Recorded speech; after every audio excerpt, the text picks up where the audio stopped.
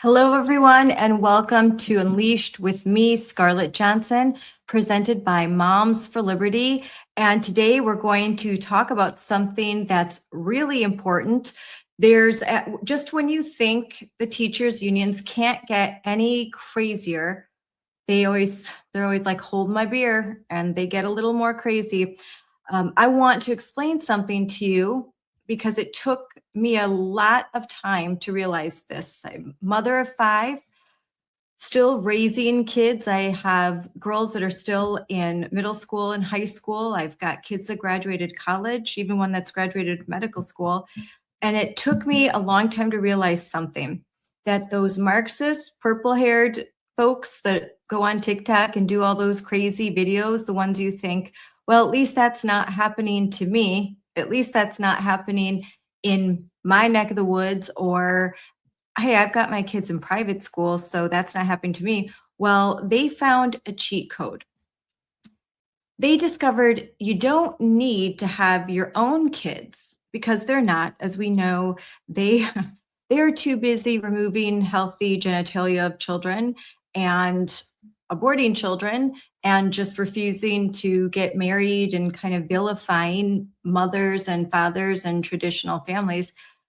So they don't have their kids, but they figured out a way to get to ours. You don't need 100 parents, you don't need 1 million parents to change what a country believes. You just need a few hundred radical people that control the largest public sector unions in the country, teachers' unions. And if you can control the teachers' unions, well, you can control children. You can have influence over curriculum, toolkits, guidance, state statutes, all the things, as Becky Pringle likes to say. So I'm going to bring on the expert on basically the guru. Unfortunately, maybe he won't like me saying this, guru of teachers unions, the guy who manages to uncover everything that they're doing.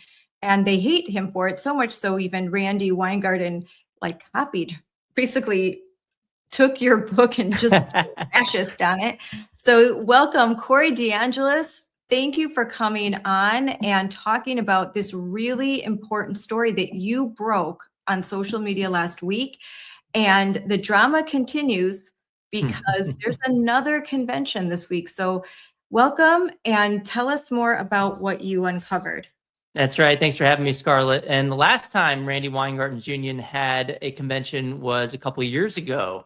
They only do it every 2 years with the American Federation of Teachers. So it's coming up this Thursday, starting July 16th through Sunday. And I got a hold of their booklet, which includes all of their proposed resolutions that they vote on. It's over 200 pages. I did the digging, so you don't have to, but I couldn't find a single thing about improving student outcomes, Scarlett, but I did find a whole bunch of crazy ones. You can see in that first tweet, the one that was the most eye-popping is that they're going to call for the, quote, impeachment, conviction, and removal of Donald Trump from the U.S. presidency. They continue by saying they want a, quote, national march on Washington, D.C. before the November 2026 midterm elections to impeach, convict, and remove Donald Trump. Now, they haven't voted on this yet, but what's crazy to me is also the NEA, the largest teachers union in the country. They had their convention in Denver last week, and they had the same one that they put on the table. So it's like, are they kind of spreading these resolutions to different unions to get voted on to try to, are there only a certain amount of radicals trying to push this into different unions to spread to the entire country? The NEA is called to use $5.2 million in teachers' paychecks from their union dues towards this insurrection attempt, what it sounds like more than anything. And yeah, with both of these unions, I dug through them all. Nothing to do with student achievement. Mind you, in 2019, when they used to make these things public, the NEA failed to pass a resolution to rededicate themselves to being about student learning. I also got to point out they got a new president named Princess Moss. That's her real name. She's going to come in after Becky at the end of September, I believe. They also voted in Cicely Myert-Cruz to their executive committee. If you don't recall, she's the teachers union boss in Los Angeles, and she's infamous for saying during COVID that there's no such thing as learning loss. She basically was trying to excuse the learning loss from the COVID school closures that were caused by teachers unions like hers. So they say there's no such thing as learning loss, but aren't they removing language like proficiency and inserting some dubious language, very DEI centered? I think. Yes, exactly. I mean, at the NEA convention. So some of these they killed, some of these they adopted. They passed one to do with educational reparations. And I was like, what in the world are educational reparations? I did some further digging and found that it basically sounds racist. We're going to give more money to people based on their skin color and less money to other people. So that's a violation of the Civil Rights Act. I'd say it's it violates the 14th Amendment's Equal Protection Clause. It's dividing people by race. I mean, it's totally crazy. They passed that one. They also passed one for culturally responsive curriculum, which is some more communist gobbledygook, which basically they include gender equity plans. So again, a whole bunch of political stuff. They inserted transgender insanity into their resolutions as well. Randi Weingarten's, which I exposed on Twitter, which they haven't voted on yet. It's coming up this week. They call to cut the military budget overall by 50%. And even if you agreed with that, even if you're a Democrat and you're like, okay, maybe we don't want to spend money on the military, I think it's pretty outrageous to call for a 50% cut. And then this is the teachers union. Why does the teachers union have any say about what the levels of military spending are going to be in the United States? I mean, it's just, and talk about the timing. When we're at time of war with Iran, they're calling to cut the military budget by 50%. I mean, do they want us to be overtaken? Do they want us to lose a war? I mean, it's just absolutely crazy. They called for supporting killing your unborn children. They want to increase support for abortion. They call for mobilizing the troops for November 2026 elections, more political propaganda. They call to abolish ICE, not just reform it. They want to abolish immigration enforcement. And you know, this is just the tip of the iceberg. These are just a few of the resolutions I can recall off the top of my head. But this is Randi Weingarten's union, and Randi's currently being investigated by Congress for using $1.4 million in teachers' dues towards promoting her book, which if she's going to spend $1.4 million on her book, you'd think she'd get a little bit more creative than just copying mine. Mine came out a year before hers.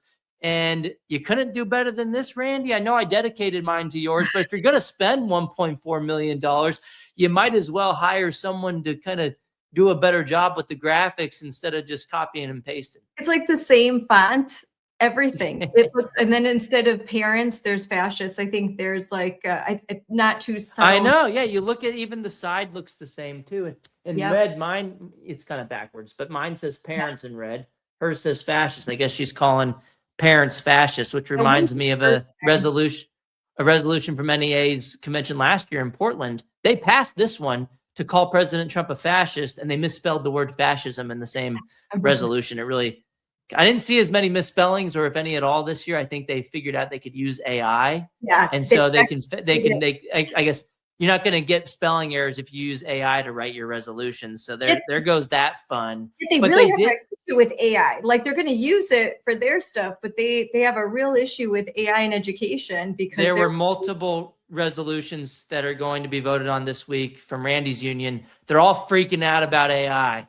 And, you know, you might support or oppose AI in education. Maybe you support it in some forms or another, but they explicitly put into one of them, at least, that they want to protect their jobs and regulate AI in order to protect their jobs. So they're afraid of being replaced. I don't think that's going to happen. I think, learning with a teacher is important and stuff, but maybe not if you're a bad teacher. And so that's the thing with the unions. They fight against accountability. They don't fight for the best teachers. The best teachers leave the public school system because they don't have any performance pay. The union fights against that. They fight to protect the lowest common denominator teachers. They fight to protect the ones who are getting sued for bad behavior. And they do nothing, as you can see in hundreds of pages of resolutions, they do nothing to improve student outcomes. And one more thing is, these used to be public, the NEAs at least, and then in 2019 when we exposed that they killed a resolution to rededicate themselves to student learning, they hide all these things now, and then they freak out when you call. When I found some of these, so last year the NEA delegates, there used to be a convention. There used to be conservatives that were allowed into the convention. They even had a conservative caucus. I looked it up, of like 30 people out of thousands. They had like 30 people in a conservative caucus at their NEA convention. And I had someone from, I think from that caucus, that leaked the resolutions to me last year. And so that went viral. That person wasn't allowed in. And I think I got another email this morning, Scarlett. I should have sent it to you, but it's from one of the people who was part of a conservative caucus in the NEA. They said they weren't, quote, none of our conservative caucuses met qualifications to maintain to go due to last minute changes in the guidelines. Also, there's now no way for a non-delegate member to know what their delegate representative is voting on. So the NEA Representative Assembly is no longer representative. Nope. And so I have a retired teacher, basically, who was a founder of some of these conservative caucuses, which are no longer allowed at the convention anymore. They used to be able to table. So it is a lot harder to have any sunlight on these problems, because even if you used to be able to get a few good apples, right, out of the thousands of delegates that go to this thing, and they would leak to the public and tell you what's being voted on. And I would say, Scarlett, I'm sure you agree with me, is that the NEA at least has a federal charter. There's a bill in Congress to revoke it, or at least there's another bill to use it against them, to regulate them and say you can't be a political animal anymore.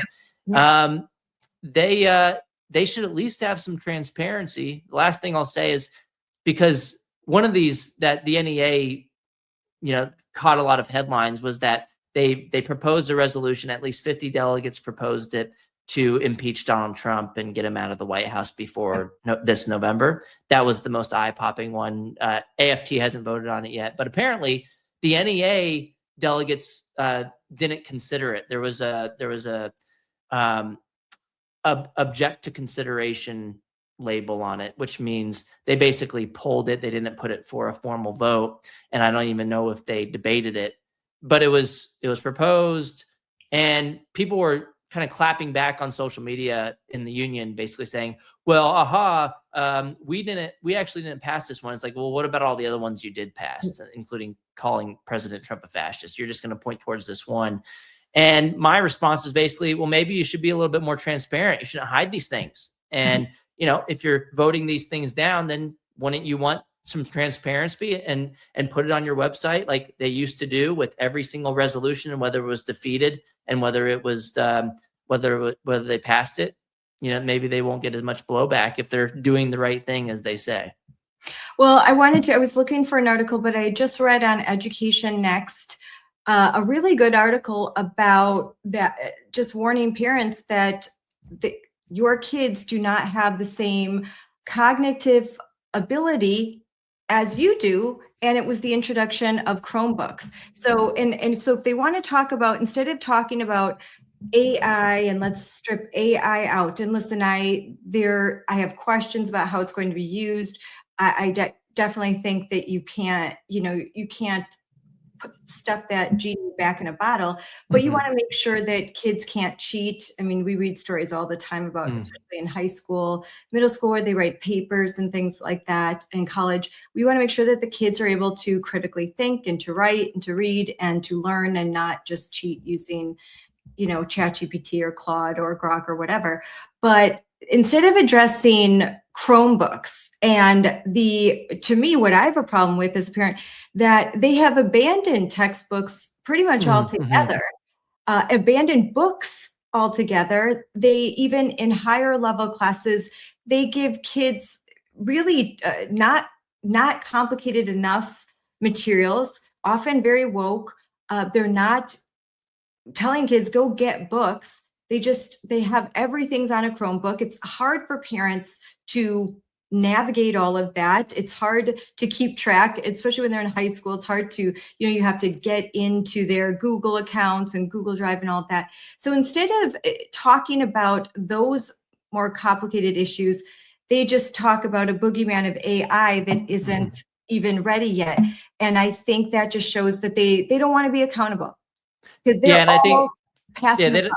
And they even included in one that they don't want any accountability systems with AI. So it's not just that they don't want to be replaced by AI, they don't want to even have any performance evaluations using AI, because I would think AI would be unbiased. Like, did you improve student outcomes or not? And so they don't want any of that. They want it to be more of a touchy-feely thing where as long as I suck up to the principal and do a good, whether I do a good job or not, that's kind of irrelevant. But if I'm nice to them, maybe they'll give me so like for example, one data point just came out. There was a new report that showed in New York City, despite them spending $40,000 a kid, which is over $500,000 for a K-12 education, they have 43% of the kids in New York City public schools are within a school that has fewer than half of the kids proficient in math or reading. And so they're stuck in these failure factories. And a separate evaluation from the New York City Chancellor's office, they rank 98% of the New York City teachers as effective or highly effective. How can you have everybody in failing schools, like 43% of kids in failing schools, but yet 98% of the teachers, citywide just happen to be rated as highly effective? I mean, there's a disconnect there. And I think the only time that they find them as ineffective is if they're not showing up ever, or worse, they're getting found abusing kids or something, and that's how you become an ineffective teacher in New York City, I guess. It's just crazy. So they don't want AI to be involved with grading them either. But one other thing that you made a point, just a real quick, have they talked about the rampant abuse of children by teachers? And no, I didn't find any of that. No. I didn't find any of that. And in hundreds of pages of both of their you would think they'd want to get out ahead of this and hold account, because if you think about it, if you have bad apples in the system, it makes everybody look bad. But the thing is, the unions fight to protect the worst actors, as I pointed out earlier. That's the entire reason they exist. The best teachers could negotiate their own salaries and do a better job and earn more money than when they have the dead weight pulling them down from the union. And 1 in 10 kids are estimated to experience educator sexual misconduct by the time they graduate from high school. And the Department of Education itself did that report back in 2006, 20 years ago. And you might say, well, maybe it's better now. Nope, there's been a more recent study that came out in 2022, I believe, peer-reviewed, so just a few years ago. And if anything, the number's gone from 10% to about 12 to 13 or 14%. I forget the specific. It was like 12 to 14%. So it's actually gotten worse. And I think it only gets worse over time because, well, one, the unions don't care about it and they don't fight for accountability for that kind of stuff. And two, a lot of the districts just pass the trash. They just, when for example, in Colorado, Denver, there was a story that came out where the teacher was basically forced the kids in, I believe it was theater class or something. No, it might have been a French class or something. But she was telling the kids of the same sex to kiss each other in class, and they were being graded on these things. And reportedly, though it was always the same sex, it was always a female kissing a female in class. And it just so happened that this teacher identifies as lesbian, which normally that wouldn't be a problem itself, being a lesbian. That's fine if you want to do that. But that you're having two girls kiss each other in class repeatedly and grading them on those things. And the story reported that when they refused to do so, kids were given a failing grade for not doing it. So, they weren't, was she locking them in a room and saying, you must kiss each other? Well, kind of, but not not explicitly. But when you're putting your thumb on the scale and grading and using your position of power. So this person was terminated by the district. The school district voted to terminate. And Libs of TikTok reported like a day or two later that this same teacher found another job in a nearby elementary school. Yes. Now, how does that happen? Either the elementary school was all on board with what happened, or more likely, the elementary school didn't know what the heck was going on. And I'm glad that the Trump administration, as you're pulling up, I haven't read it yet, but the Trump administration launched an investigation. I think millions and millions of dollars are being put at risk for school districts that are not adequately addressing these concerns. And I think that's what Linda talked about on Fox she just talked about this in Wisconsin. It was a huge scandal, discovering that hundreds of teachers, rather than being fired, were just quietly sent away. They transferred to other districts. And they never, I don't think they're allowed to ask questions, the receiving district. And I think what really happens most of the time is an investigation is started into the teacher. And then once the teacher gets whiff of that, they will quietly resign. And then when they resign, they're not fired technically, and they go and find a job somewhere else. But then, this raises the question of this Denver teacher, why was she not charged criminally for this behavior? Why was this just, no biggie, let's put the blinders on and have the same, if there's a criminal investigation, maybe the school district's allowed to, pull the criminal records with the background check. But if that doesn't happen and it's kind of swept under the rug, you have this concept of passing the trash. And this Secretary Linda McMahon had just gone on Fox News to talk about the Trump administration exposing a nationwide scandal that schools failing to investigate credible reports of sexual abuse by employees, while teachers' unions enable the cover-up.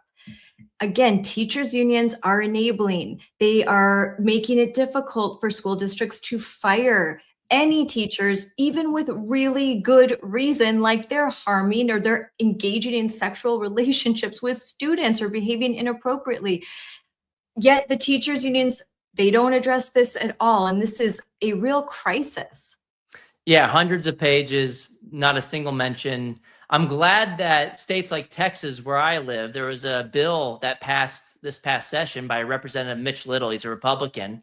And I think all the Republicans voted for it, and half of Democrats even voted for it, which was a welcome bipartisan push forward, which was to abolish immunity for public schools and their employees in the cases of sex abuse of students. I have to say, in Wisconsin, similarly, Representative Amanda Nidweski, who is formerly a Moms for Liberty co-chair, she headed legislation, anti-grooming legislation, that all Republicans were on board and a lot of Democrats too. So it was bipartisan, and it was actually signed into law by Tony Evers. Tony signed something for once.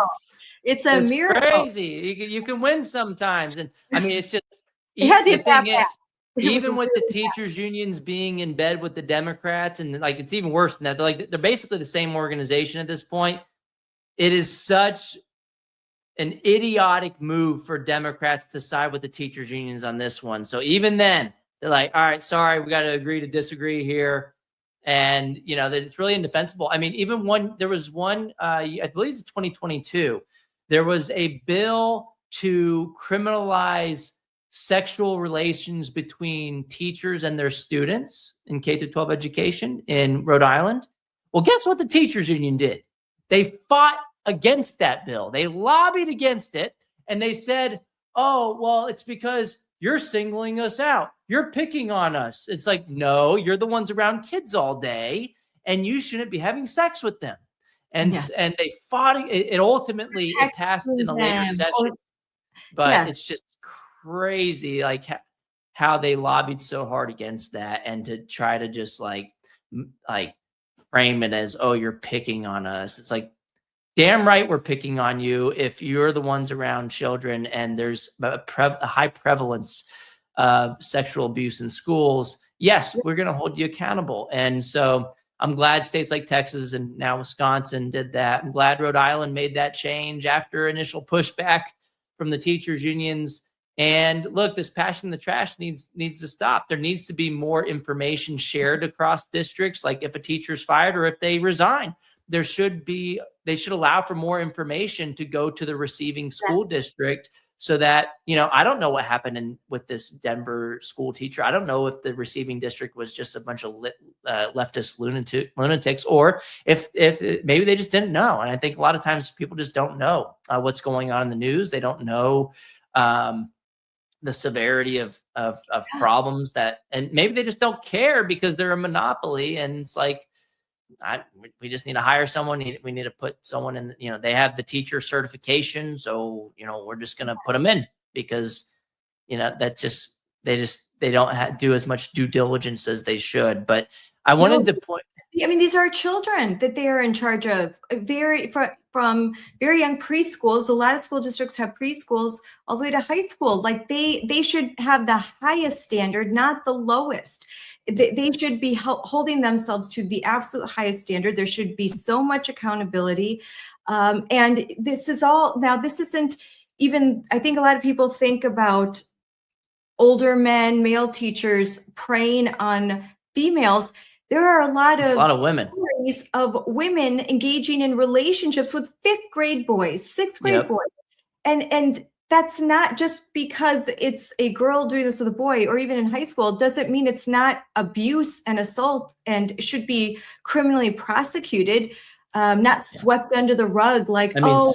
Scarlett, if anybody who's watching, if they just want to Google teacher arrested, when you find these news stories, they seem like they pop up every day or two.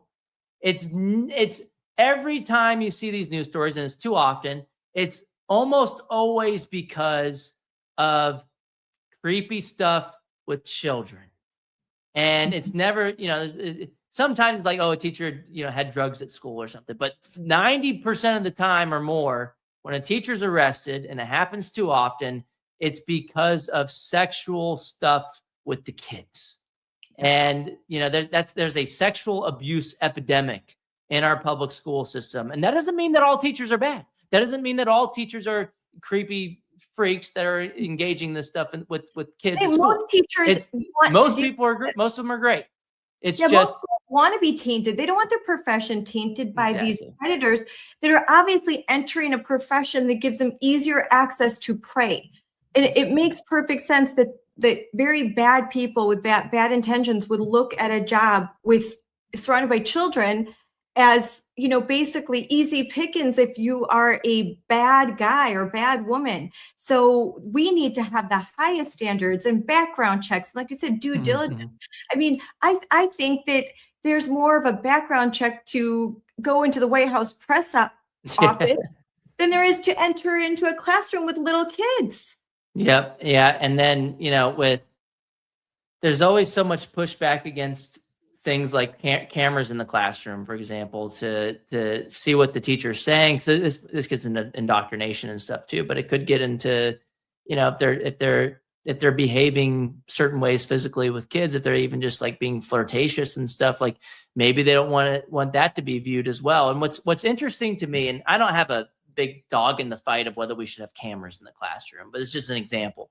But in pre-K and daycare, they have cameras. You can see if your kid's doing okay throughout the day. Why all of a sudden, when you get to kindergarten, it's all of a sudden this crazy thing that, we can't, there's all these, everybody throws everything at the wall, see what would stick to stop this from happening, because, there's 1,000 different reasons why. But why is it okay with private daycares? Why is it okay with pre-K centers? Well, you don't have a teachers union monopoly fighting for the status quo when it comes to daycare, but you have that in kindergarten. And so any microscope looking into things, they don't want that. That's also why I think they're pushing cell phone bans. And we might actually agree on cell phone bans. Maybe we don't want kids on cell phones in the class all day, but I will say the one downside is that the kids can't record all the problems in the schools anymore. Maybe there's other tricky ways to get around that. I don't know, but I guarantee that's why the teachers unions are fighting for cell phone bans. We can come to the same conclusion for different reasons. Mhm. And I think their reason is they don't want any more scrutiny, viral videos going around on libs of TikTok and otherwise showing, one, indoctrination in the schools, and two, other things as well. But I do want to point out some other crazy resolutions that they Yeah, let's passed. hear. So a lot of the NEA people were like, oh, we didn't pass that one with removing Donald Trump. Well, what about this one where they call to declare May 1st a day of civic action? I bring this one up because we talked about this previously, and Randi Weingarten's union also has this same one, to declare May 1st a day of civic action. They want to call for students to participate in trainings and marches and rallies. They want to keep using kids as political pawns. We talked about the anti-ICE student walkouts and how the unions passed resolutions to do that a couple of years ago, and then it all of a sudden happened. And these things don't bubble up out of nowhere. So they're making it in writing. We'll see if Aunt Randy's union also passes this. I bet you they will. They want to use your children as political pawns to advance their agenda, and they're putting it in writing. It's just crazy to me. We'll see how the vote goes, but the NEA passed it. Yeah, I'm going to put this up on the screen right now. Yeah, we talked about this extensively, covering a lot of these May Day. Oh, this one too. This is another one. Yes. So they have toolkits. These are all toolkits, and there's images of children. There was just recently in Moms for Liberty on our social media, I commented on a protest in front of a bank, Citizens Bank. They had children in Massachusetts standing up and listen. And these kids are like, la la la. They're like this. They're like looking on their board. And then they finally got their script. And then they came to and they read from their script. And then they're just sort of like, oh, what am I doing here? Surrounded by these boomer teachers while they're protesting a bank because the bank works with ICE. It's just freaking nuts. It's sick. And the NEAs, which they passed, they want to dedicate union resources to giving teachers and students what they call red cards, basically anti-ICE propaganda as well. Wow. And Randy's union.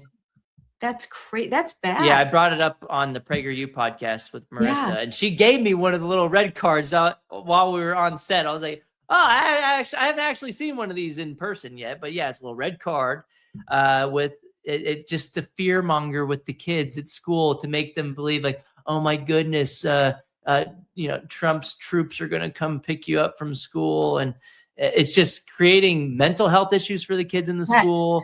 Unreasonable fear. It's just, and the teachers have no position to be pushing this stuff, and the unions are behind it. I'm going to bring up an image of one of the red cards.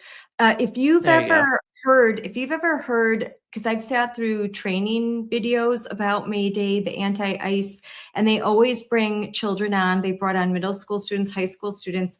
These kids, I'm telling you about things that never happened.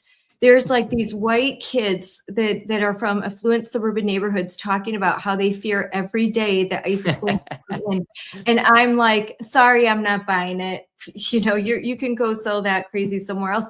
But that I truly believe, though, these kids have been indoctrinated to think that they're the Hispanic kid in their class, which would have been my kids in my suburban, like I have a couple of my kids that look like me, and they're very dark, obviously Hispanic. And there are other kids that are like, are you worried? Are you concerned? What are you talking about? You should be very afraid. You should be very afraid. We need to fear monger as much as possible. No, what are you talking about? You're crazy. They also have a resolution, Randy's, that they're voting on this week you can't see it, but recently my colleagues at Heritage and myself have been calling to overturn Plyler v. Doe, which is a 1982 Supreme Court decision forcing states to force their taxpayers to fund education for illegal immigrants.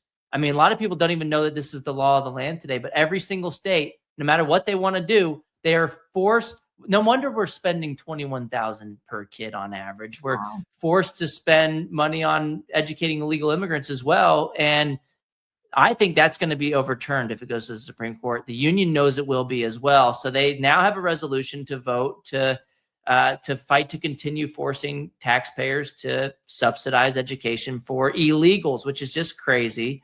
That's crazy. That's crazy to me. And here's the red card you're talking about right Oh, here. there we go. California Teachers Association. Oh my gosh, come on. There's local. So when you see California Teachers Association, a lot of these are their state, but they are affiliated with a national group. These cards are available to citizens and non-citizens alike at the very bottom. Yep. You can walk around here. I mean, this is just pure political propaganda. Exactly. I mean, we're rolling our eyes. You and I are rolling our eyes. My kids are rolling their eyes, but there are kids and their parents that actually believe this stuff. They got a little section for ICE raids, safe space posters. You're not kidding. You got safe space posters. Come on, red cards. Resources. I mean, look at all the social emotional learning. NEA's comprehensive guide on immigration. Scarlett, if only they spent half this time with educational resources, maybe we would do a little bit better job on math and reading. But no, this is what they focus their time on. This is what they care about. It's fear mongering. It's a political propaganda. You put it best. Transformative SEL, Castle framework. Oh, come on. You know, I mean, and this is what. So, and you talked about this on PragerU, but I think it bears mentioning again. Why this is important, Corey.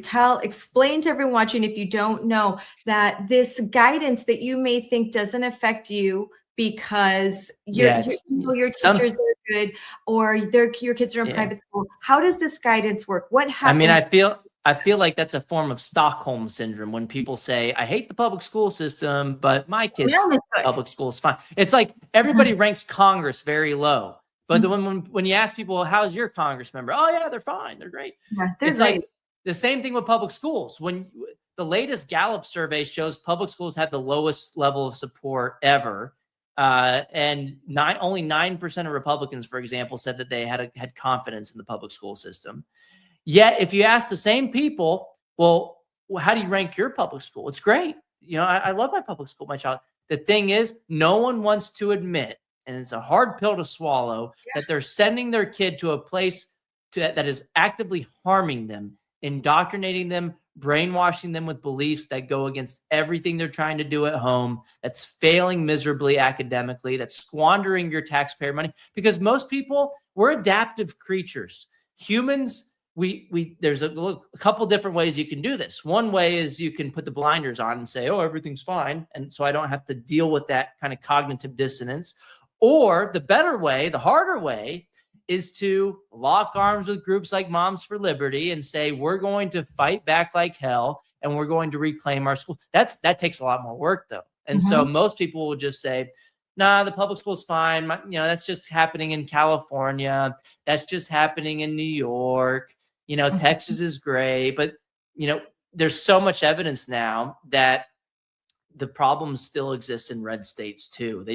The teachers get behind closed doors. They do what they want, even if they've banned CRT or social emotional learning or gender ideology. They're still doing it, and they just call it something else. They're moving the goalpost.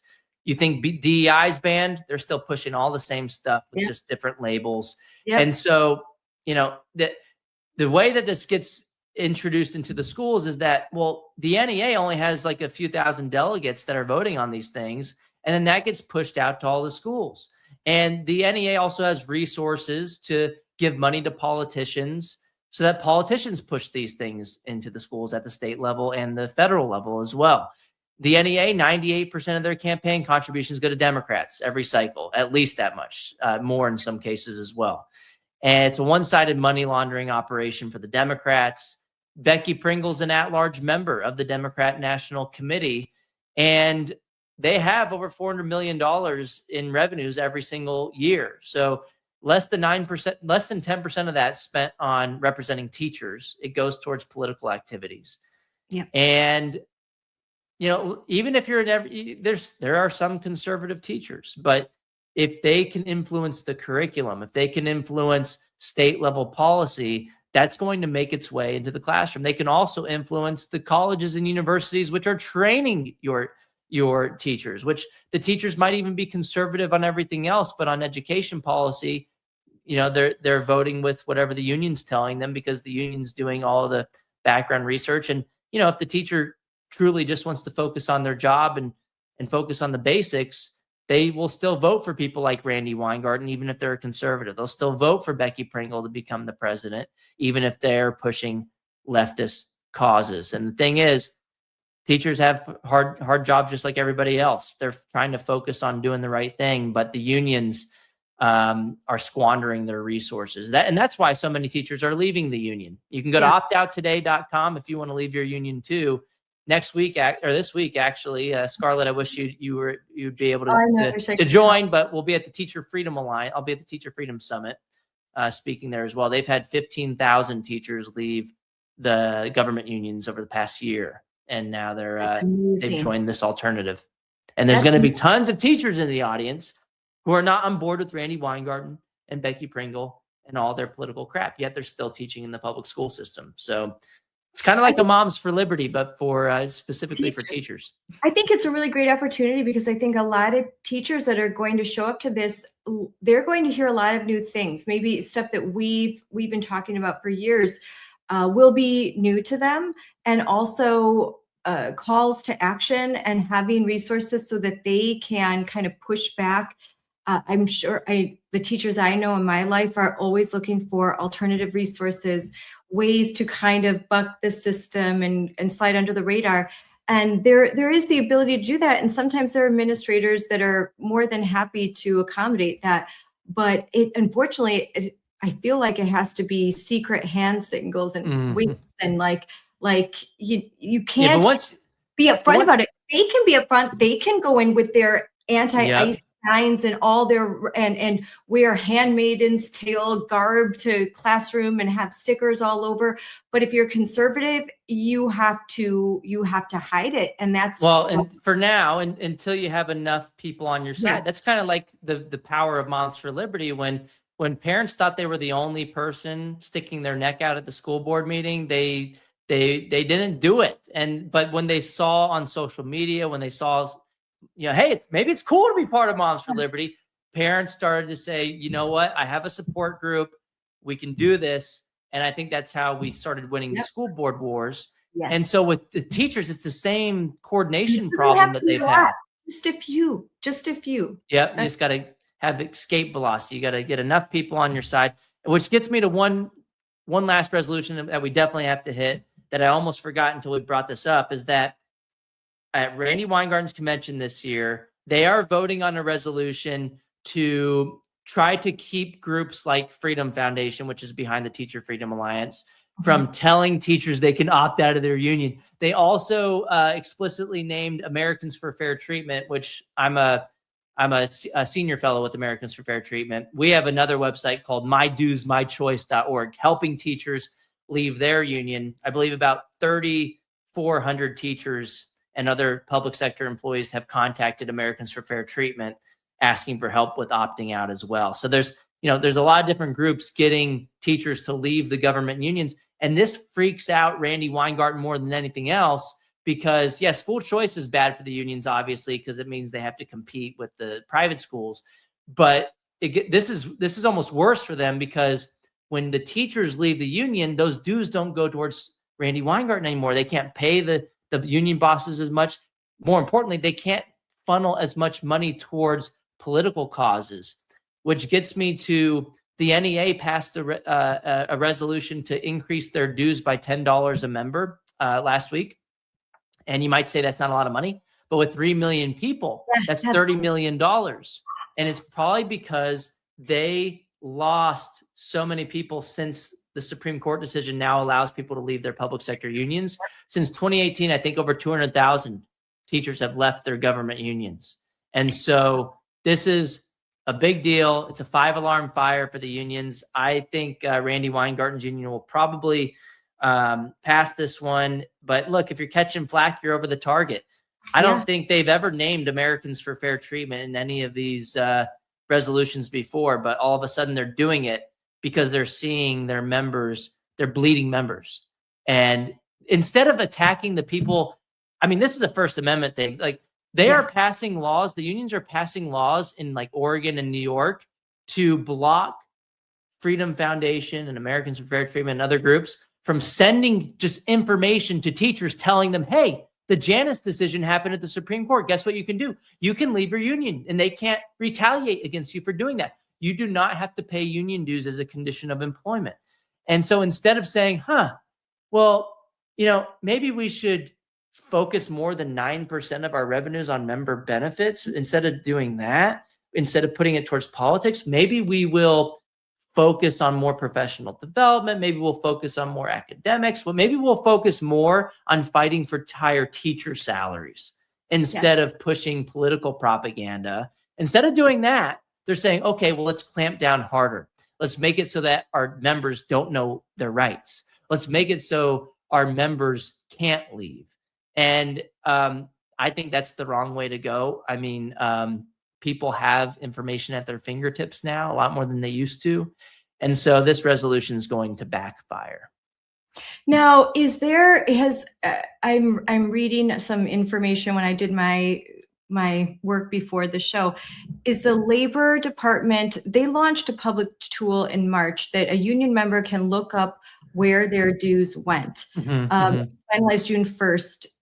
This is supposed to force the biggest unions to break out their political spending from lobbying, organizing, and actual contract work.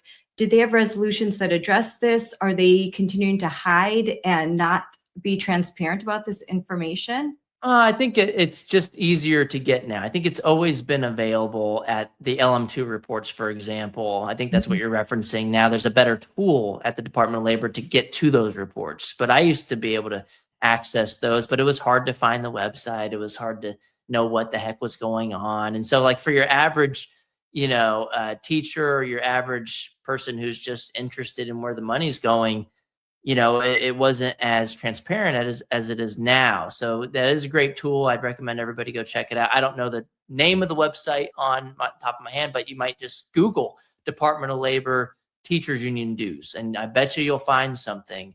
But that's how I found a lot of. Freedom Foundation they've done open records requests too, and they have a lot of information about the spending and where it's going. And well, another good one that I just talked about on my podcast last week was with Americans for Fair Treatment. They started a new tool called Where Do Your Dues Go? So if you just type in Where Do Your Dues Go, AFFT, Americans for Fair Treatment, you'll find it. And the first one we released was on Pennsylvania. And Pennsylvania, you know, we have a graphic that shows like 99% of the union's money goes to Democrats. They point out the salaries of their treasurer of the teachers union there makes like almost $400,000 a year. And so, so it's pretty interesting stuff. And like, I was looking at it live while I was streaming my podcast last week, and I was like, they did what? It's like, wow. And then like one of the unions, only 0.5% went towards representing members that year. Only 0.5% of their total dues went. So they're making $400. That's supposed to be like 90% or 100%. And teacher salaries, they're not even really increasing with inflation. No. It's because the government school system has become a jobs program for administrators, not an education initiative for kids, and it's not even there for the teachers either. You're right. Teacher salaries have been flat since 1970 in real terms after adjusting for inflation, while spending has increased by 170% in real terms. It just goes towards hiring more people. Because hires, but not teachers. There was a report on Education Next that actually it was, I'm going to look it up. It was teachers there's some increase in teachers, but it's like since 2000, I have this off the top of my head. Since 2000, teacher hires have gone up by 10%, but administrators have gone up by 95%. Well, population has gone down. Enrollment is plummeting. They're not hiring more teachers. There's less teachers. Teachers' pay is stagnant. But so where's the money going? Well, they're hiring counselors, DEI administrators. Yep. it's exploding the hires. And that's really expensive for a school district. If you look at a budget, if you sit through a school board meeting, the majority of the budget is going towards staff because it's not just their pay, it's their benefits, their retirement, all of that stuff. And so so I think basically that, why don't we talk more about that? I think that's something, and I'm really glad because I think Teacher Freedom Alliance is talking about that a little bit more, about, hey, teachers, where's your money going? If you're upset about your pay, they keep telling you to go look to Republicans or look to your community, get more money from your state, but more money keeps coming. They keep getting more money, but they're spending it on you or children. And you point out that, the teachers aren't seeing the money. It's not going in the classroom, but it does cost a lot to go towards hiring more people. So the best teachers, they leave because they say, look, you're not rewarding me for doing a good job. The person across the hall who is a horrible teacher is getting paid more than me just because they've been in the system for a few more years. But what that does mean, when you hire more people, it means more dues paying union members. And that's good for Randi because that means more money for political projects, and it means a larger voting bloc for, again, for more political influence. And as Becky Pringle said at their NEA convention last week, they are organizing for power. I pulled that clip and it went pretty viral. It's this, they're in it for political power. It's so obvious. You see it with what they say. You see it with the resolutions they pass. You see it with their horrible outcomes when it comes to basics, academics, when it comes to the school system. So there was another resolution I wanted to bring up, Resolution 34, that would hand teachers indemnification templates legal cover for withholding information from parents. So they did this this year. They did this last year, and so whenever there's a few of these, whenever we went at the Supreme Court, what does the union do in their infinite wisdom? They try to find ways around that. And so the first thing is, we won the Mahmoud decision where parents can pull their kids out of gender ideology. They passed a resolution at the NEA convention last year to coach teachers to get around that Supreme Court decision, to still continue pushing gender ideology in the schools. And then this year, they passed one right after the Supreme Court decision that allows states to protect girls' sports if they want to do that. California can still be crazy, but red states can now protect girls' sports and continue doing so if they want to do that. And instead of just accepting that, there was another resolution that was passed to double down on allowing boys to play in girls' sports. This was at the NEA convention, and this is also being put forth at Randi Weingarten's convention as well, to reaffirm their commitment to DEI, then also their commitment to wanting boys to be in girls' locker rooms and competing against them and taking their scholarships away. It's just they're just like social media. Stay in your lane. I know. Well, they want to police social media. They want social media platforms policed for false medical claims. I mean, this sounds to me more like a PAC, not. This sounds like a DSA convention, Democratic Socialist Convention, not a convention of teachers who are concerned about educating kids and concerned about NAEP scores and declining proficiency and all. Scarlett, these issues. I think they know they're failing kids tremendously, and maybe that's why they're putting forward a resolution this week at Randi's convention to AFT will make achievement of guaranteed basic income a priority legislative goal. They want to put that into their endorsement process. You got to be Andrew Yang, I guess. You got to support universal basic income if you want the teachers union endorsement, because we're not preparing kids for the future. So we better take someone else's money to give to those people who can't get jobs. I mean, I guess that's the only connection I can see with why the teachers union would be pushing guaranteed basic income, which again, basically doesn't have anything to do with education. But if you kind of twist the logic around and try to figure out a way, maybe it's because they know they're failing kids tremendously. They're pushing 30-hour work weeks. That was another big one. At some of More the pay, major less work. That's the like, usual. why no one Fridays off or 30-hour? I'm just like, this is insanity. It was just like Oprah, you get a car, You get car, all the things, all as the Becky things. Pringle likes Who's to going to say. pay for all of this? And then who's the one who gets to stay and only work 30 hours a week? Well, I mean, I don't think there are a lot of people that we don't want to only work 30 hours a week. Our society doesn't function that way.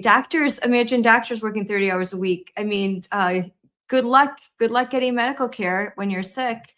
Nurses, electricians, the people it's what it sets up to me. It sets up, like Ayn Rand, the parasites. It sets up people that are just going to leech off of society, and that most people don't want to do that. And most people would rather have a capitalist society. They would rather have a free market. They'd rather take their chances, and they want to improve their life. They want opportunities. But there's some that don't, that would like to just kind of live off of others and complain all the time. And I feel like these people attract that crowd. And then that leads to people voting for more big government policies, which is at the end of the day what they really want. And so one last, I just keep scrolling and I keep seeing like, oh, I didn't even mention this one.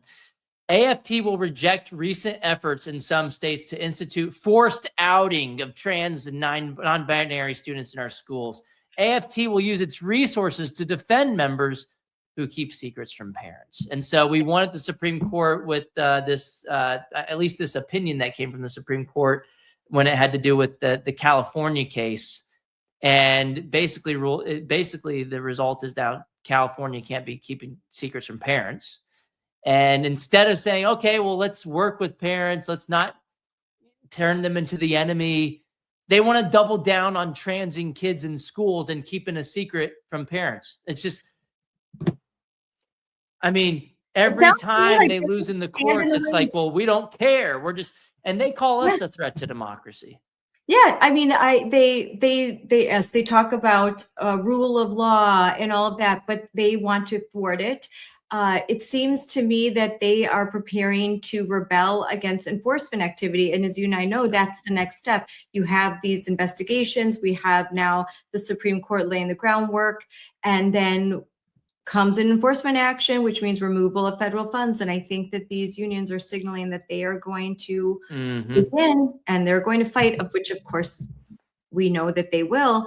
But they talk about free speech, but only if you agree with them.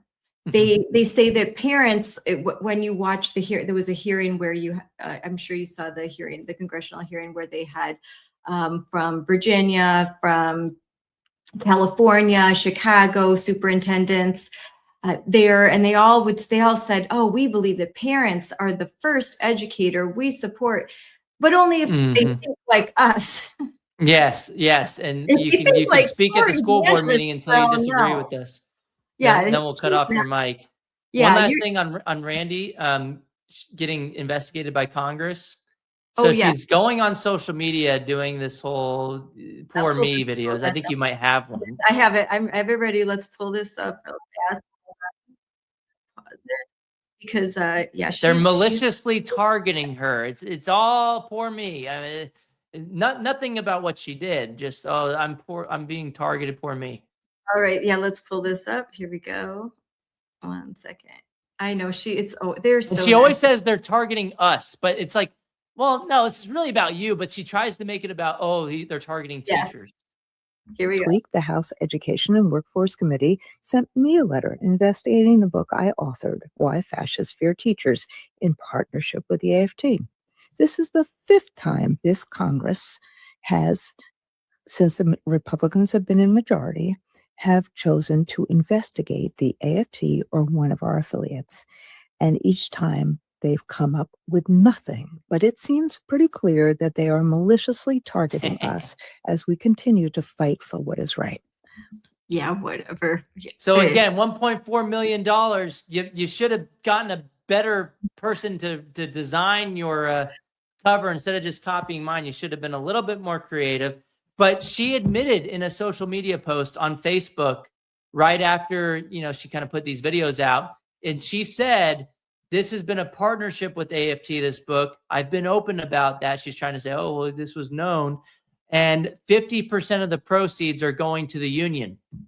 Okay, where's the other 50% going? It's going to you. So you are profiting off the book. So you used all this money, apparently $1.4 million coming from teachers' paychecks, to push your book.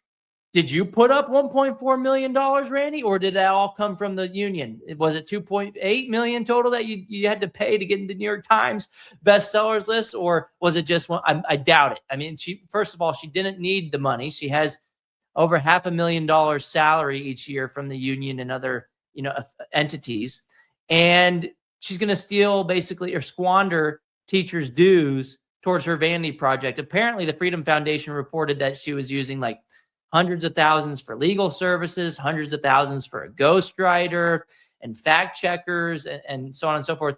I just got to say, I was the first person that kind of looked into this. I tweeted about this in September of 2025. And what I had found was there was a PR firm called Feldman Strategies. And I looked at their Facebook, and they bragged about how Randi Weingarten hit the New York Times bestseller list. They said, all of us at Feldman Strategies are super happy to be promoting Randi Weingarten's book. So I did some digging. I said, well, let's look at her LM2 report that's publicly available from these, like the Department of Labor's website. And $171,000 went from Randi Weingarten's union in the past year to Feldman Strategies.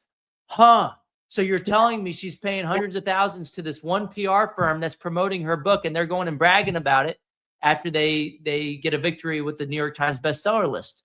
And so they basically told on themselves. I guess Freedom Foundation saw that kind of tip of the iceberg and went much further down the rabbit hole than I did. I just kind of put that out there, and I kept replying it to all of their things. And they ended up replying to my post about that in September 2025, and they didn't refute it. What they said was, you need to stop spreading misinformation about our president. She's only paid about $500,000, not about $600,000. So it's like that. Oh, that's a big, gotcha moment. That it's only $500,000. It's not $600,000. But if you look at the reports, yes, the union only paid her like $500,000, but there's other entities that paying her too that are reported publicly, showing it $100,000 from those other entities. So it's about $600,000. Anyway, they kind of gave away the game by not answering the specific claim about the $170,000. So maybe the Freedom Foundation said, we got to dig in deeper in this. And now, thankfully, Congress is looking into it. And she basically admitted wrongdoing by saying half the money's going to her and not the union. And the last thing I'll say is Congress should also investigate her for leveraging her union's pension funds to bully companies like Target, getting them to protest and come out against immigration enforcement. She bragged about that to members in a video that I leaked on social media pretty recently. She said, Target, we own 7% of your stock in our pension funds. Wow. You're in Minneapolis. You should come out against ICE. How much? That's a lot of money. I bet they have a lot of money in pension funds. Oh, yeah. 7% of Target stock is owned by AFT. That's just crazy. And that's a breach of fiduciary duty to threaten a company over a political disagreement and not to take in consideration your retirees' pension benefits. Yeah. So you're using that as a tool to get what you want politically and not considering maximizing shareholder value.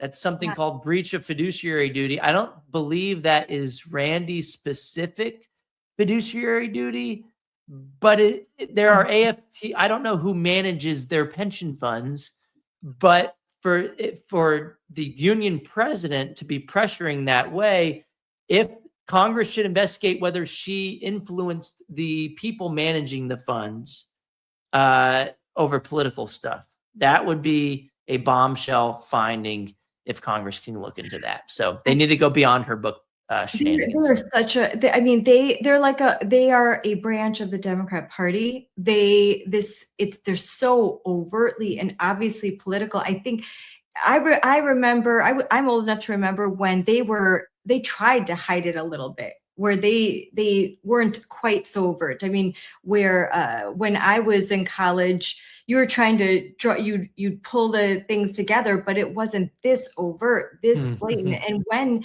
it's so much easier to access, they just don't care. I think that they have been allowed to just run free in the candy store and just, go nuts.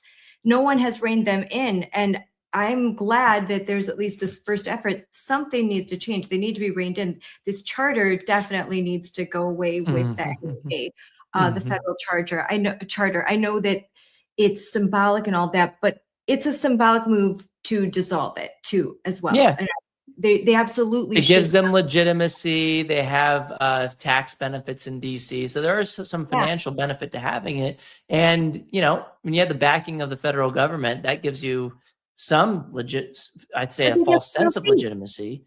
Yeah, that's like, also you get legitimacy when the government basically is saying that you're the gold standard. Yeah, well, exactly. You're not the gold standard. It's pretty dirty politics that's happening here. And this is kids. This is education. I mean, they're playing politics with our children's minds. Why more people are infuriated is beyond me. I just don't think enough people know. This is nothing. And at least you might say Congress doesn't have the votes to overcome the filibuster in the Senate, but the House should at least pass it. The House should pass either the bill to revoke the charter, or maybe both, that one and the one to hold them accountable if they want to keep it. Tell them that they can't engage in political activity if they want to keep the federal charter. That one would probably have more of an impact. And the NEA would be begging to just revoke the charter if that were the case, if that one had a chance of passing. And in closing, what can the federal government, what are some things the federal government can do? Even symbolic, I think continuing to starve them of funds. Yeah. Make it harder for them, cut off funds, deny them access to grants, which they had much access. I'm sure Randi Weingarten, she's lamenting that she no longer gets to have her government paid conferences at Caesar's Palace. We need to revoke the NEA's federal charter or use it against them. That's step one. We need to, even if we can't abolish the Department of Education entirely yet, why not use the budget process to zero out their funding? Because the NEA it's their baby. It was created to get their endorsement in 1979 by Democrat Jimmy Carter. So why not go there? I mean, that we're trying to return education to the states. Why not zero out their funding and not have a Department of Education? It should have never been created. I'd say most of this, though, and school choice is another way to hold them accountable. We have President Trump's school choice program. Yes. 31 states have opted in so far.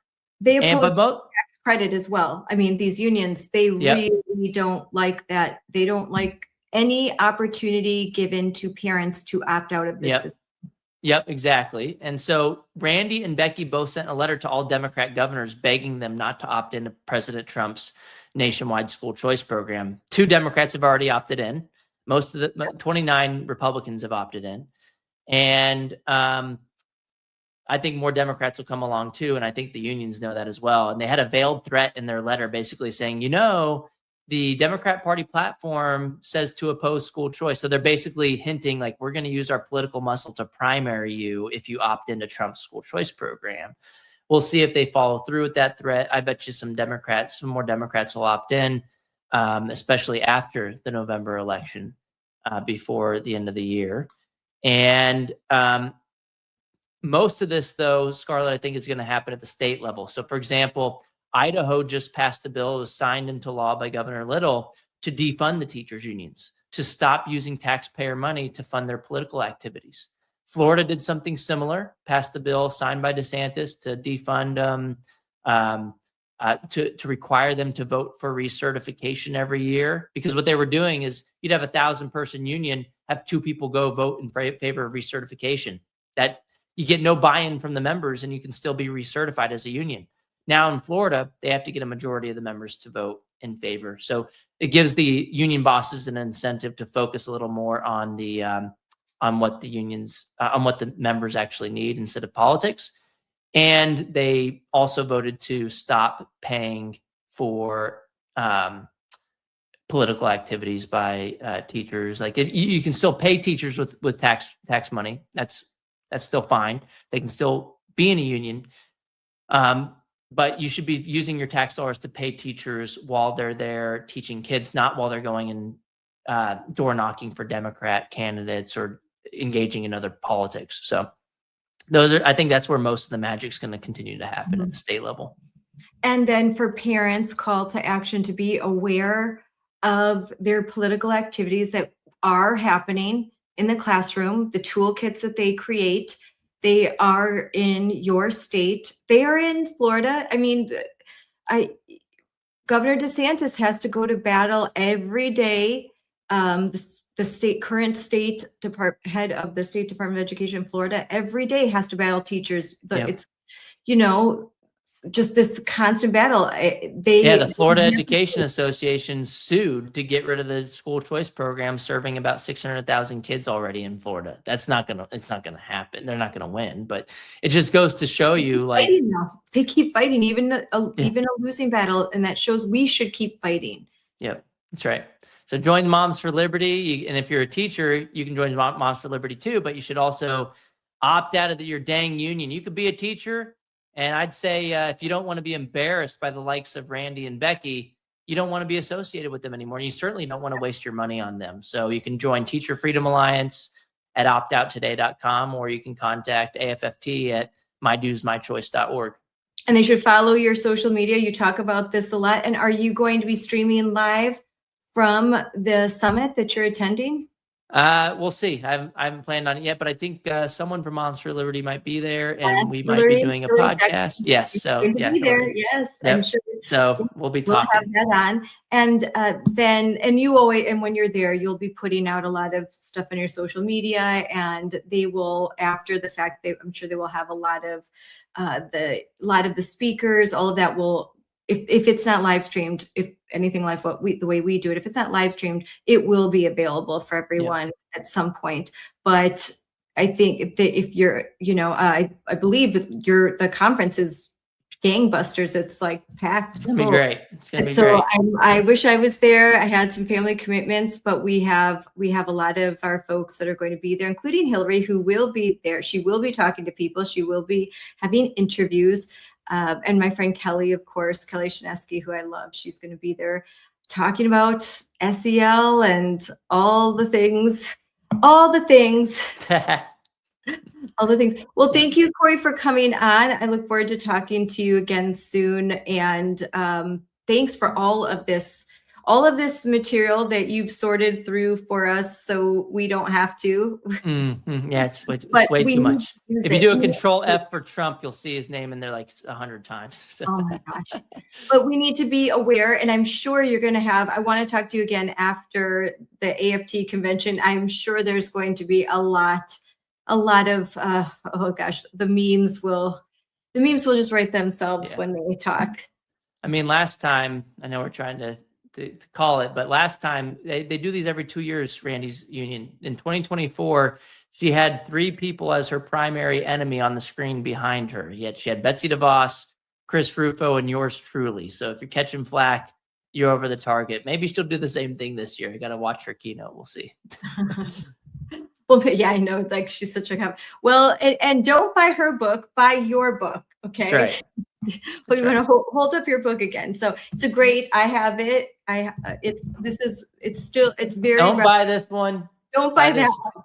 Unless don't buy that. I'll find it for free somewhere and read it. But just to mock it. But yes, buy your book and follow Corey if you want to stay up to date on this stuff. He is always You always have something breaking just about every day. So thank you so much. And congratulations. I know you have another baby. Baby boy coming, Luca. Your wife is having another one very soon. So yeah, Now it's going to be man to man. That's right. Thanks, Scarlett. Bye, Corey. That was a great interview, as always, with Corey DeAngelis.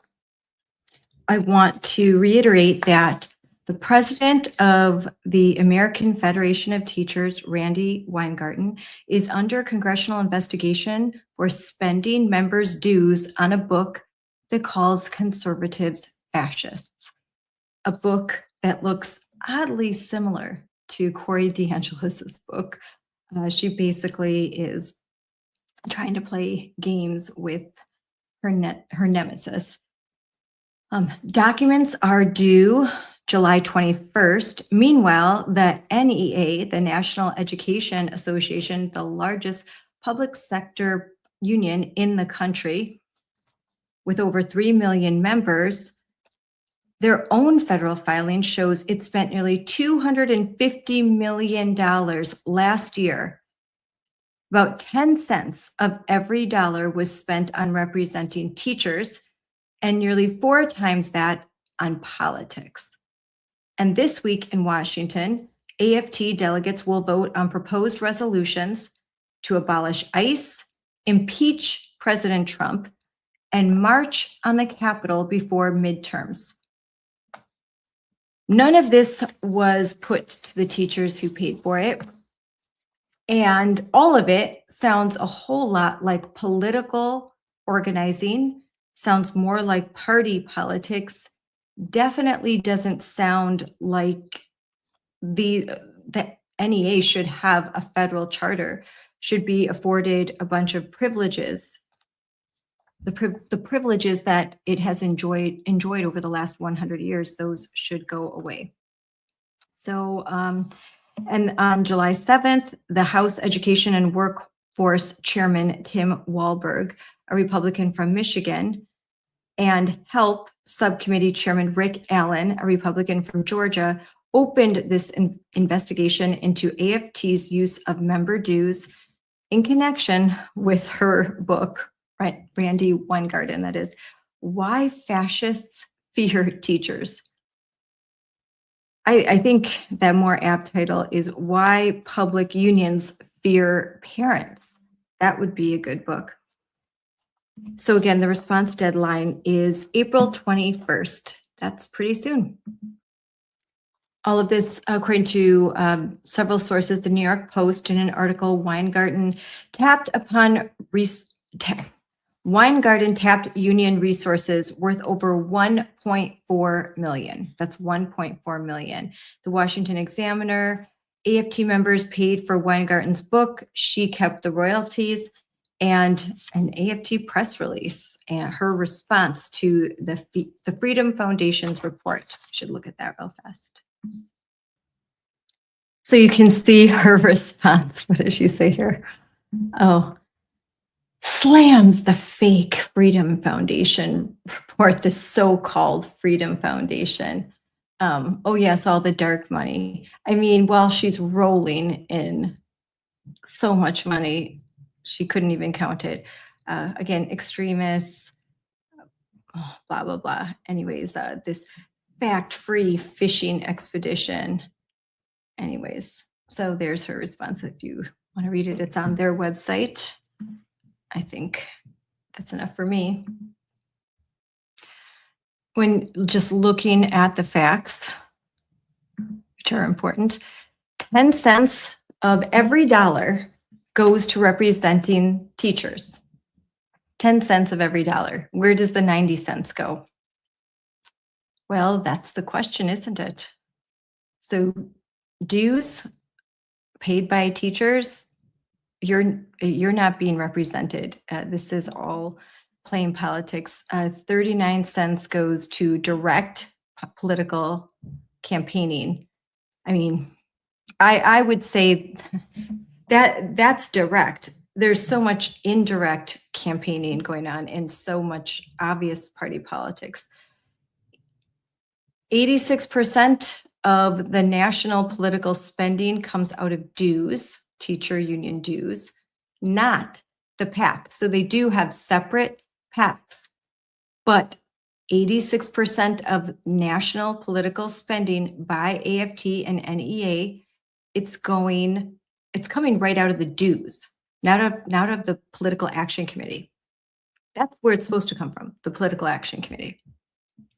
Why? Because dues have no contribution limit and no member gets to vote. Tyranny. The lovers of freedom and democracy are tyrants. 481 NEA employees make 6 figures. The president makes over $500,000. The average teacher, not even close. NEA holds a federal charter granted in 1906 to, quote, advance the profession of teaching. But by its own accounting, it doesn't do that. It only advances far left, not even mainstream Democrat politics, far left Marxist politics. They are DSA members now. Again, the NEA from its 2025 LM2 filing, $250 million brought in. Activities that represent teachers, only 10%. The rest go to political activities and lobbying, contributions, gifts, and grants. $8.6 million to the NEA Advocacy Fund, which is a super PAC. Almost $20 million on ballot initiatives. This is kind of crazy. $500,000 to the Senate Majority PAC. Yeah, I mean, 86% of the national political spending by NEA, AFT, SEIU, and AFSCME, roughly $650 million, came from member dues rather than PAC funds. These unions they're funding mechanism for the Democrat Party, the far left Democrat Party. There's a bunch of sources: Illinois Policy, the Commonwealth Foundation, Americans for Fair Treatment, Defending Education, and the U.S. Department of Labor. All of those statistics came from there. So the NEA Denver, July 3rd through 7th convention. And by the way, who has a convention over July 4th? Don't spend time with your families. Come out and hang out with a bunch of Marxists. There were 6,000 delegates, 88 business items, 4 days. How much of it was about reading proficiency and math proficiency? That's a big zero. They voted to develop resources identifying which local police departments cooperate with ICE. Well, that's really important for a teacher to know. I bet about a lot of parents are resting easy knowing that the NEA, the largest public sector teachers union in the country, is trying to find out which local police departments cooperate with ICE so that they could probably go after them if they do cooperate and try to defund them, dismantle them. I mean, they don't want police, they want social workers. They're anti-police. Used to be, gosh, remember back in the days, Sesame Street before they went crazy woke, where nurses, police officers, teachers, doctors, construction workers, all happy members of the community. Well, not the police anymore. So Princess Polly is the new president. We'll have to learn some more about Princess Polly. This is just insane. Princess R. Moss. I'm sorry, I had that wrong. Not Princess Polly. Princess Moss, elected president. Delegates approved a fund supporting DACA teachers and immigrant teachers. Delegates referred a proposed $314,000 study of ICE enforcement effects on Latino and DACA educators to the executive committee. They're going to spend over $300,000 to study the effects of ICE enforcement on Latino and DACA teachers. Delegates voted to develop resources identifying local law enforcement agencies partnering with ICE so that they can target them, so that they can do their work, make their lives miserable. Delegates approved spending roughly half of the $2 million National Contingency Fund. That's about 25 cents per member. The EEOC opened an investigation into NEA in June of 26 over alleged failure to address anti-Semitism. In 2025, delegates passed a measure to stop using ADL materials. NEA's board letter overturned it. So let's find some more. Oh yeah, we talked about Resolution 34, which would hand teachers indemnification templates, legal cover for withholding information from parents. They're basically telling teachers, yeah, keep doing secret gender transitions with kids. Keep secrets from parents. We got your back. That's what they're saying. I mean, who hates teachers the most? I mean, these unions, they really don't like teachers. They don't like parents. They don't like anything that gets in the way of their political agenda. Oh gosh, Resolution 71, Corey talked about, calls for a national march on Washington before the midterms. Whose money pays for that march? Teachers' money, the dues, not the PAC money. Nope, the dues because the dues have no limit. Boy, wow. So we've got some more things to look at. Let's see what else we have to look at. Resolution 31, supporting the LGBTQIA plus community, would reject state forced outing policies and commit union resources to defending members, providing a safe and affirming space. This is in order to basically get around Mahmoud B. Taylor, to undermine the recent Supreme Court decision that said that states and schools can ban biological males from female athletics.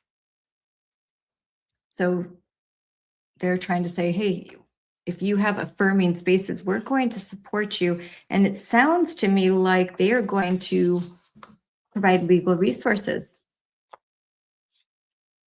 Then affirming, this is a good one. Resolution 34, affirming LGBTQIA plus liberation, resisting bipartisan federal overreach, and defending education workers.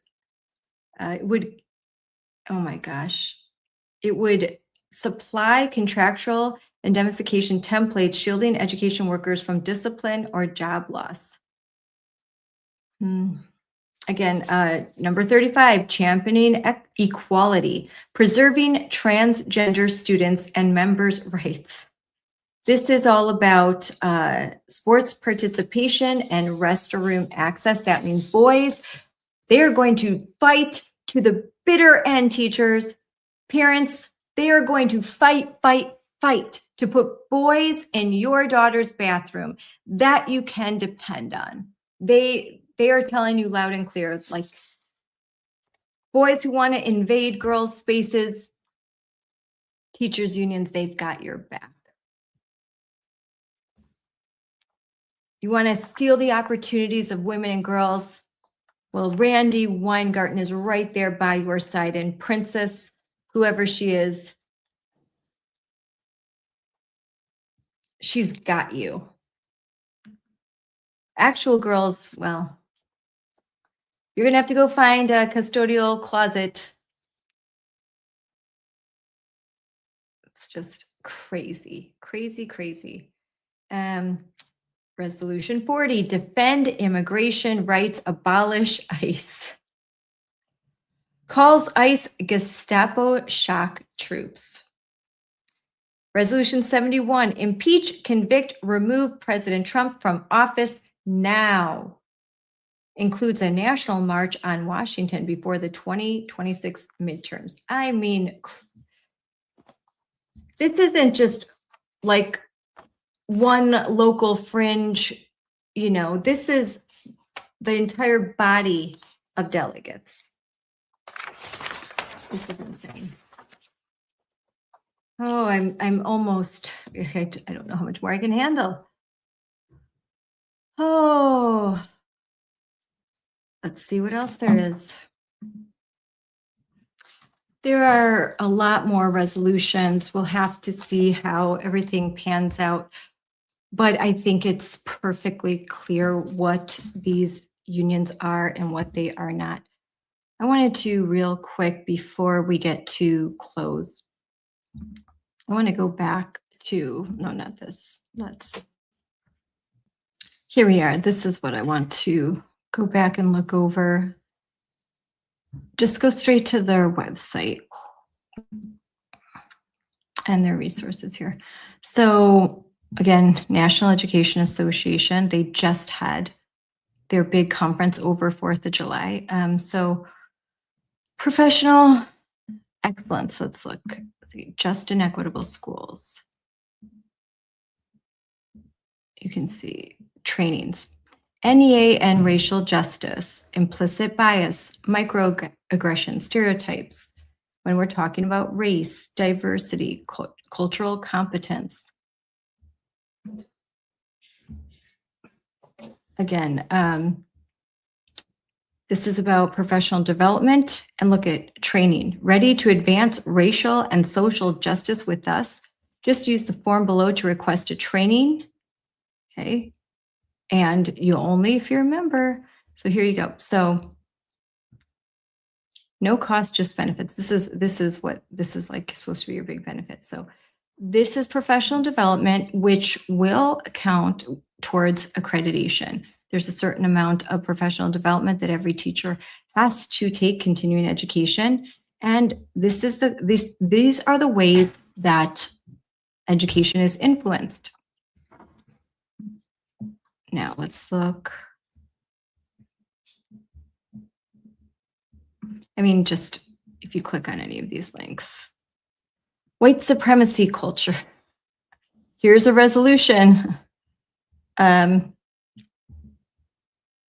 Business items, those are going back, but you can just see what they're doing. So this is all the different leadership development. Leadership competencies, minority leadership training, all of that. So then let's look at, again, I want to look at what they provide for the kids in schools. These are the toolkits. Current activities to share with audience, look at, and these are all kids. The educators have a professional responsibility to foster inclusivity, and by inclusivity, they mean exclusivity. They are only going to include their worldview and they are going to exclude all others. They are more concerned about making this look a safer environment for immigrant families, not for citizen families. So, and then you can see here, this is again still under the student section, ensuring safe and inclusive schools. These are just some of the images. Oh, they have toolkits, they have resources. And yeah, their reading list is all very woke. It's all very woke. And so it's really abundantly clear that we can take this off. Let's remove this. There's a pipeline. When I opened up this live stream, this podcast, I talked about the fact that these woke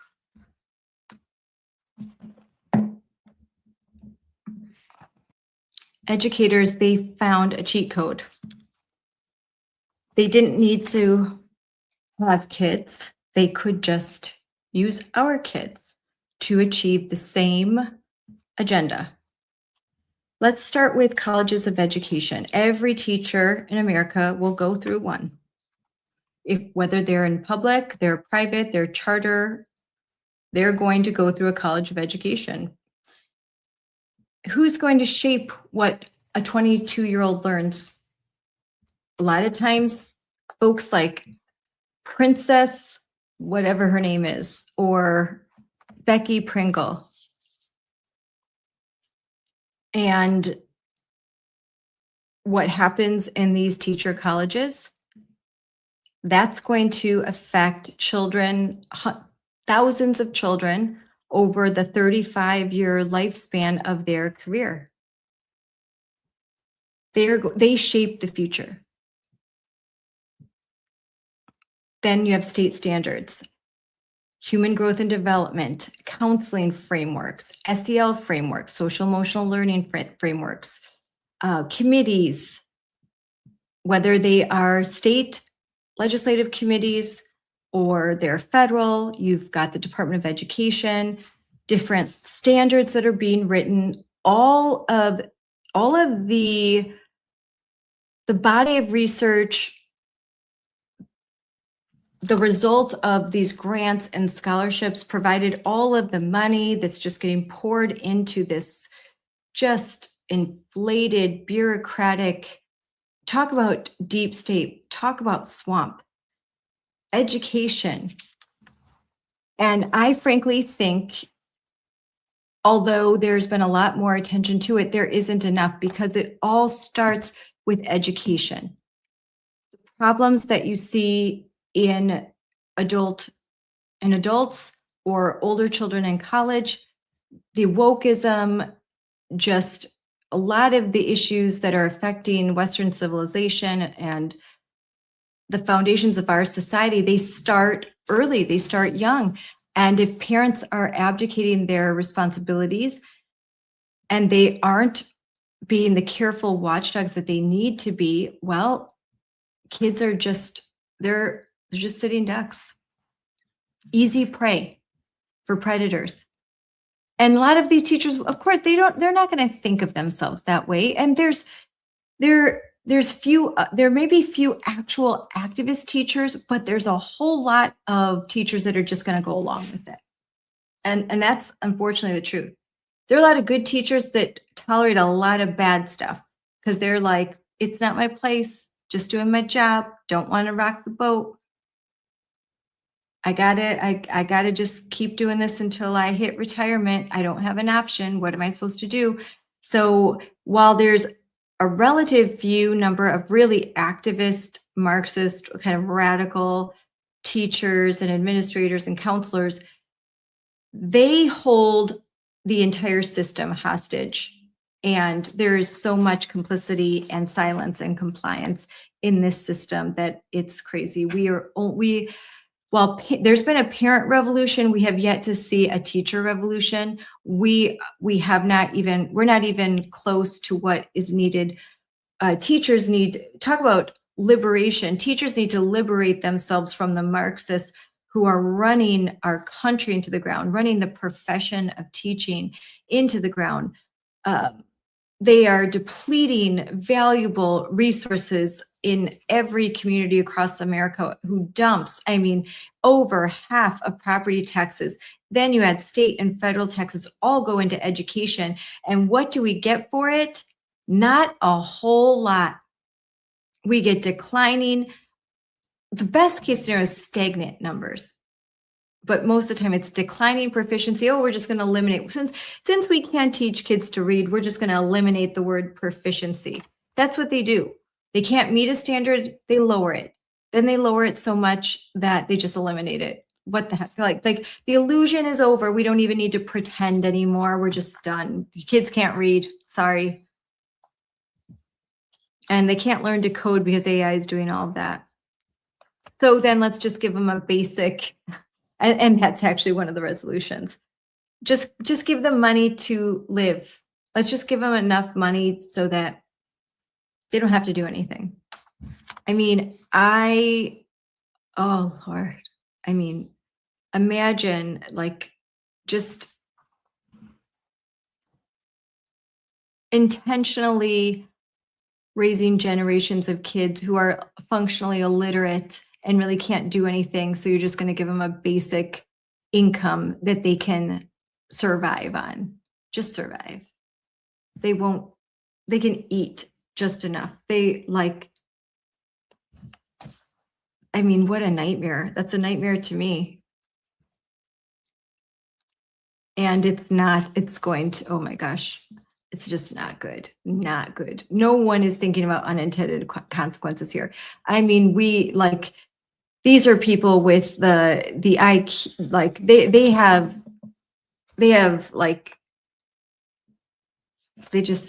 no real awareness, or they are aware, and then that might be a scarier thought. Anyways, okay. So once these are written by committees, adopted by school boards, and once adopted, they become the shield that districts use to hide behind. We're just following the state standards. We're just, hey, our hands are tied. We're just following board policy. Hands are tied, hands tied. We can't do anything. That's the shield. NGO toolkits. Nobody votes on a toolkit. There's no hearing on the toolkits. All of this is just happening. There are so many toolkits, I will tell you. So many toolkits. There's not enough time in the day for me to expose all the toolkits. So an outside organization gets paid and funded by God knows all the sources, and it's not easy finding them and getting rid of them, but there is a real effort by the Trump administration, by many states. They're making the effort. Private schools and charter schools are not immune. They hire from the same colleges of education. They buy from the same curriculum vendors. They often reference the same state and national standards, same resources. It all reads the same. The NAEP, the Nation's Report Card, reading and math declines are, we just saw more declines.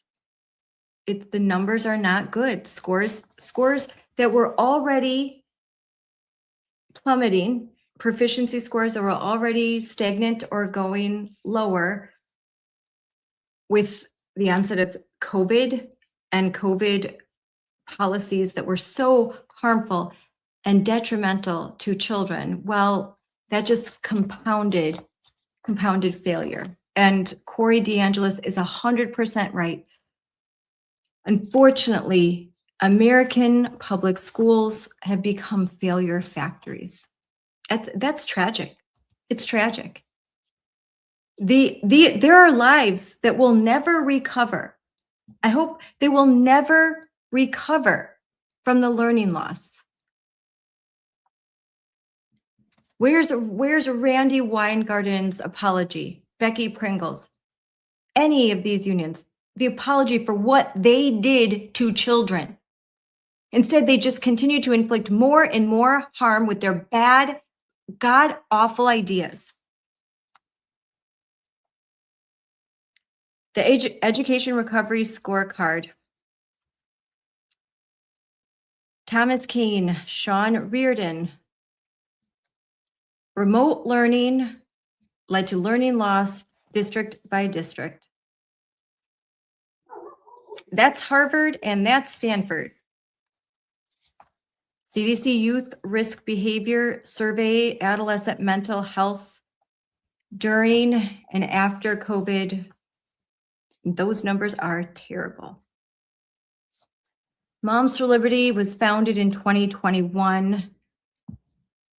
by 3 Florida mothers fighting COVID restrictions. It just expanded into a nationwide organization with moms across the country that were fighting like hell for their kids. Man, do I remember those days. I was just watching some of my old school board speeches, and wow. That is our origin story. So this matters. This really matters. And the fact that there are resolutions that instead of apologize for what they did to kids during COVID, they in fact want to go, they dream, they dream of the days when they could engage in censorship, when they could have quarantine measures and just, do the remote learning, while they went off on vacations in Puerto Rico, kids were stuck, isolated and alone, depressed. They didn't care. They sent their kids to schools that were open. They took vacations. It's all you get with these communists is what you get, free stuff, but it's awful. No one wants it. It's free, but it's terrible. It's a terrible education, and it's not free. It's not free. They get the good stuff, you get the crumbs. But a whole bunch of you get the crumbs. Like 99% get crumbs. So in that way, you're equal. You have equally crummy crap. So yeah, it's difficult. So this is why we care. This is why it's important. We learned a lot of the lessons that we pass on, a lot of lessons that I try to pass on the hard way. We were right. We were right about everything. We were right about everything. Look at the social media posts, look at the speeches. We were right about everything. The teachers' unions were wrong about everything, and yet they sit pretty with just Ubers and Uber. They have so much money. They get government money. They are so well funded and well connected. And yet, when small organizations compared to these teachers unions like the Freedom Foundation, when they do some digging and they expose the absolute rot, the pond scum that is teachers unions and what they have become, what does Randi Weingarten do? Oh, dark money, extremists with all your money. I mean, it's comical. I would laugh if I wasn't crying about how so many people have bought the lie. And it's because while podcasts like this are doing better, it's not in the pipelines. It's not in the mainstream. Most people have no idea about any of this.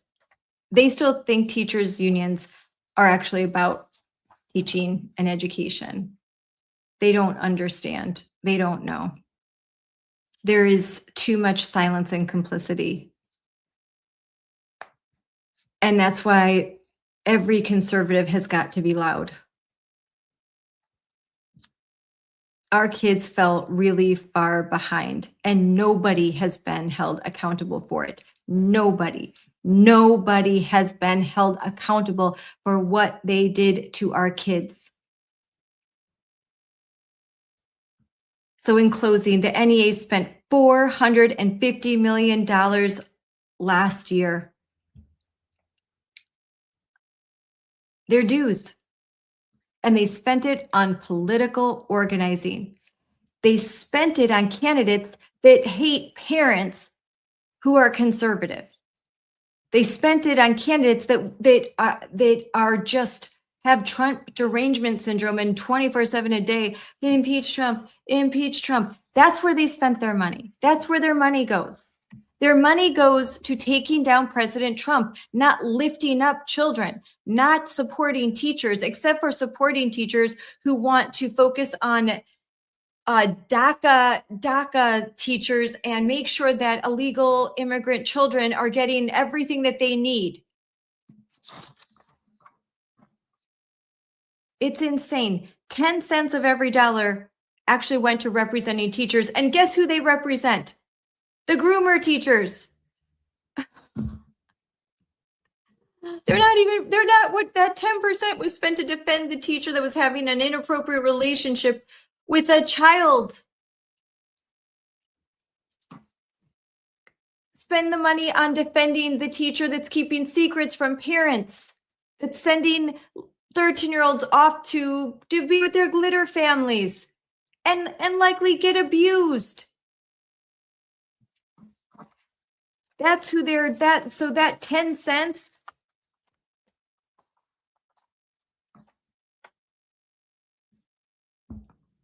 There is a teacher. I'm in Wisconsin. There every day during the school year, there are teachers in Wisconsin and every state that wake up early to teach kids to read, and they are passionate about it and they care. And their money went to defund ICE, to march against President Trump, to pay Randi Weingarten's ghostwriter to call parents fascists. That's the truth. That's why we have Teacher Freedom Alliance. That's why we have Moms for Liberty. Stop defending an organization that doesn't defend you, that doesn't care about you, that doesn't care about your job, that doesn't care about children. They only care about themselves. They don't.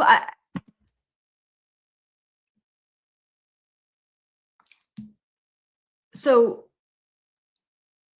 if you didn't vote for this, if you didn't ask for this, if you don't want this, then don't participate anymore. Do everything you can to stop participating. There's other organizations, and start the movement, start the teacher revolution. Break free from the chains of ineptitude, woke nonsense, and insanity. Say, not my profession. It's a noble profession, and we need teachers. Lord knows we need teachers. We need good ones. And parents, you are your child's first teacher. You're going to have to keep fighting and standing in the gap and be very aware of what's happening in your classroom. And like Corey and I said, stop believing that your school is the one school that isn't full of woke nonsense. Even a very good school has some of that. Now celebrate the wins, celebrate the good stuff. I don't want you to be a Debbie Downer all the time, looking for a pea of oppression under 1,000 mattresses. That's what they do. But be real about what's happening in your school. Don't be afraid to point it out. It's a good thing. Pointing out what's going on that's wrong in order to preserve that's what's good. That's what you have to do. You can't turn a blind eye. So stay in the fight. Start fighting if you haven't. And don't fall for, just don't fall for these lies.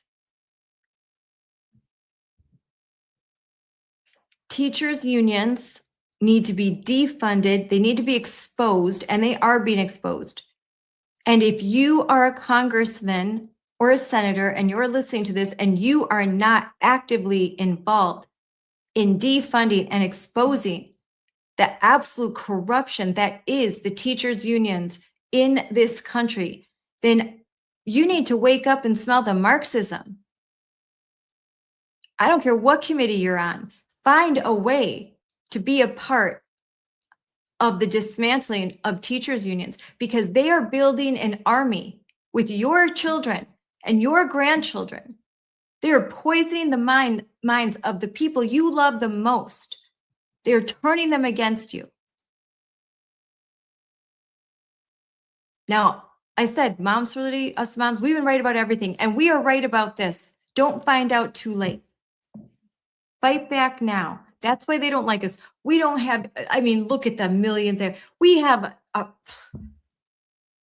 almost nothing compared to these people. And yet they when they start to say, oh, the dark money, all this, just laugh at them. Laugh at them. And expose these foolish reporters.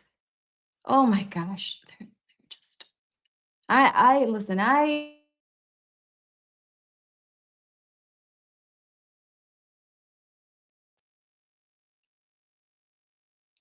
just understand what you're up against and fight, fight, fight. Now it's a beautiful day and I'm going to go spend time with my kids. But and make sure that you're doing the same. Spend time with your family.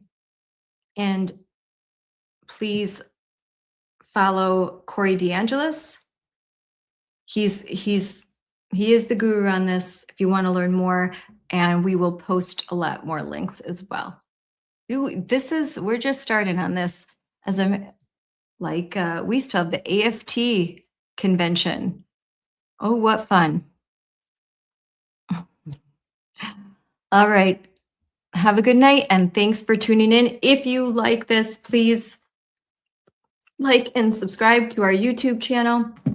Follow us on X, follow me on X, at Scarlett4Kids, at Moms4Liberty. That's all of our social media. So God bless. Have a good day. Bye.